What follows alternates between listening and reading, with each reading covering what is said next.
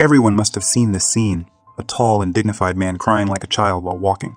This scene is from the 2003 Oscar-winning film The Pianist, in which the lead actor won the Academy Award for Best Actor.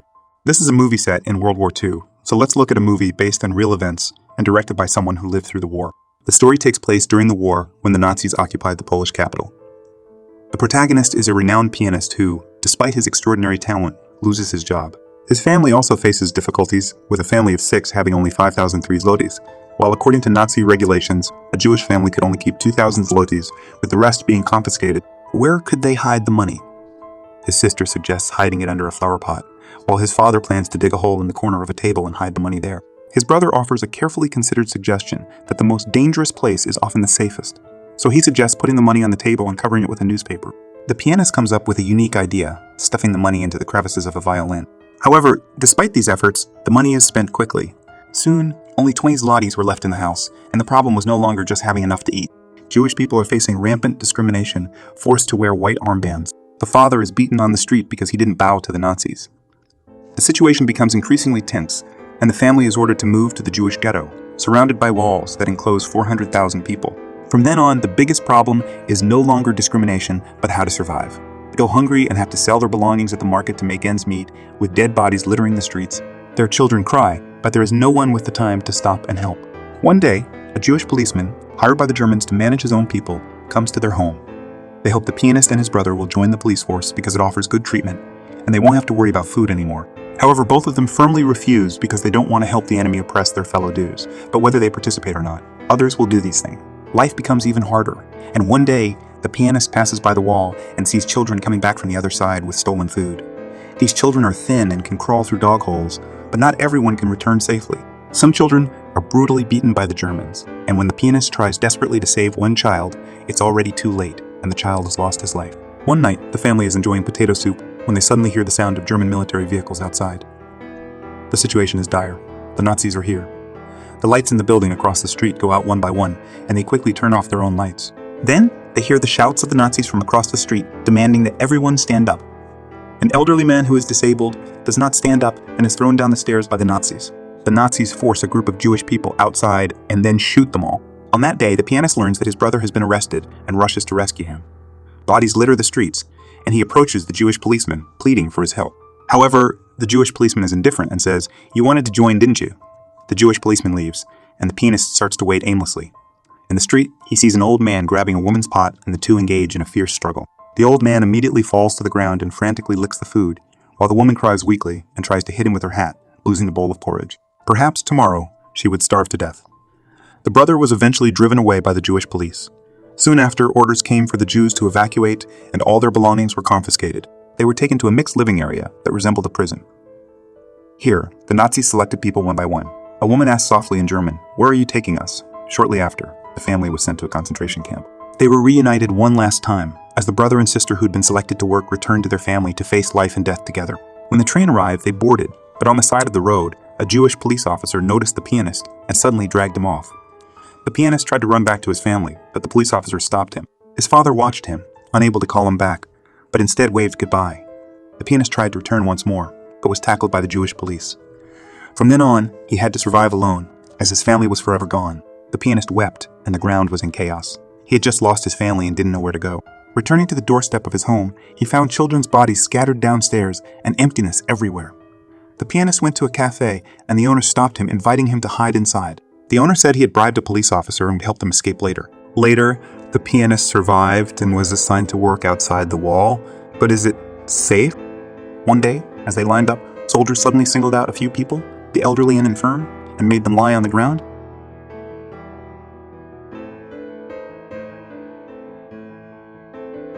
The pianist continued working, accidentally dropping a brick, and the Nazis below called him down. The pianist rushed down, but his legs had already given way, thinking he was about to die. The Nazis caught him and whipped him relentlessly until the pianist fainted in the mud. Later, he encountered a resourceful Jew he had known before, who told him they were planning resistance, but he didn't want to participate in the fighting, only to escape the Jewish area. The other person said escaping was easy, but surviving was difficult. Soon after, they helped the pianist find a contact. Finally, the day came when the time was right. The pianist removed his Jewish armband, and when no one was looking, walked out of the Jewish district. He found a Polish singer he had known, a couple who took him in, at great risk. The pianist fell asleep in the bathtub, but was awakened. He couldn't stay here for long, as the Nazis were searching everywhere and danger lurked. The singer couple helped him tear his clothes into shreds and burn them on the stove. The pianist hastily ate some food and then had to leave. They helped him find an apartment where he could see the wall of the Jewish district from the window. The pianist finally had a place to hide, with a couple next door arguing, and the faint sound of a piano. Hearing this, the pianist smiled. He had regained a semblance of life. Then, the sound of explosions erupted as the Jewish uprising began. The pianist stood by the window every day, watching his compatriots' battles, watching them go from gunfire to shelling, and then falling from buildings one by one, sacrificing themselves. The insurgents were pulled out and shot. Later, the pianist asked the singer couple if the uprising had any meaning. The singer said they died with dignity, inspiring other Poles to resist. However, not long after, the pianist heard that the singer couple had been arrested, and they warned him to escape quickly. But the pianist didn't want to run anymore. The pianist was told by someone that when they suddenly entered the apartment, he should jump from upstairs to avoid being caught by them. Soon, he heard the sound of German cars and German shouts in the hallway. The pianist hastily opened the window but hesitated, afraid to jump. He tried to push a table in front of the window to create enough space for himself, but still couldn't muster the courage to jump. Then the Germans took away other residents, and it seemed they were not there to capture him. After a few days without food being delivered, the pianist was nearly starving. At night, he got up to search for food, accidentally knocking over a stack of dishes which attracted knocking from outside, with warnings that they would call the police if he didn't open the door. The pianist quickly packed his things and went outside to find a menacing woman. The woman wanted to compensate, but unfortunately was escaped by the pianist. The pianist rushed to a friend's last given address, and when the door opened, it was a woman he had once had a romantic entanglement with, but she was now married to someone else. Despite his hunger, the pianist didn't have time for reminiscing. He humbly requested a piece of bread. Then, the pianist was once again taken to the next apartment, with the door locked from the outside for safety. He still went hungry often because the couple was busy and had no extra money to buy him food. He refrained from eating potatoes until they sprouted, and he had no choice but to eat them. Later, the couple came to check on him and found him on the brink of death. They quickly summoned a doctor and saved his life. They told the pianist that the couple planned to leave Warsaw. Once again, the pianist was left alone, and not long after, the Poles began to rebel. This story is actually a director's childhood memory, with a female fighter fleeing, ultimately getting shot in the back by the Nazis, kneeling outside. The pianist heard shouting outside, but he couldn't go out because his friends had locked the door from the outside for his safety. As the German tanks approached, he still couldn't go out until his apartment was hit by artillery fire, and he escaped through the hole to the adjacent building, reaching the roof. To evade the German troop search, he dared to climb outside the roof. While the German troops inside didn't find him, the German troops from the opposite building did. The pianist had to jump down from the roof, luckily landing on a rooftop below. He began a long journey of escape, starving along the way, even drinking dirty water when necessary. A few days later, when the German army began to burn all possible hiding places, he managed to escape, but was accidentally wounded in the leg. The whole of Warsaw had become a wasteland, and he searched desperately, finally finding a can of food. Suddenly, he heard the sound of German troops outside, so he quickly hid in the attic, pulling up the ladder to avoid being found. It wasn't until night that he dared to come down cautiously and open the can. He found a shovel and a hook, finally opening the can. But he accidentally dropped the can on the ground and didn't bend down to pick it up because there was a German officer standing in front of him. This journey was different from the previous ones. He inquired about the pianist's situation, whether he lived here in his previous profession. When he heard that he was a pianist, he brought him to a piano and requested that he play. The pianist sat down nervously and slowly began to play. This is the first time he's played the piano in 5 years. This is the first narrative piece in G minor by Chopin. This piece conveys Chopin's profound feelings for his homeland, and the pianist also expresses the same emotions. He may start playing a bit hesitantly, but as time goes on, he gradually becomes more proficient. Under the moonlight, the pianist's figure has a special beauty to it.